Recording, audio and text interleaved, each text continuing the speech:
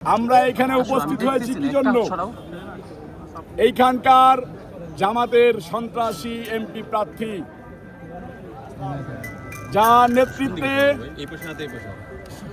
নেতৃত্বে এইখানে বহিরাগতদেরকে নিয়ে তার সন্তানকে নিয়ে হামলা করা হয়েছে, সাধারণ ছাত্রদের উপরে হামলা করা হয়েছে, আলিয়া মাদ্রাসায় হামলা করা হয়েছে, আলিয়া মাদ্রাসার জায়গা দখল করা নিয়ে।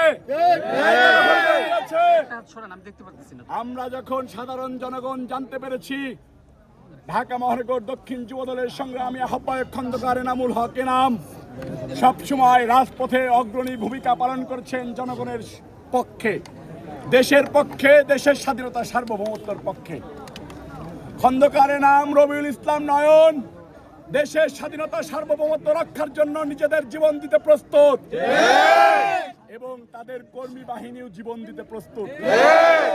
যুবদল কেন্দ্রীয় নির্বাহী কমিটির সভাপতি আব্দুল মুনায়েম মুন্না, সাধারণ সম্পাদক নুরুল ইসলাম নয়ন নির্দেশ প্রদান করেছে, ঢাকা মহানগর দক্ষিণের ভিতরে কোনো প্রকার কোনো সন্ত্রাসী কর্মকাণ্ড চলতে দেওয়া হবে না।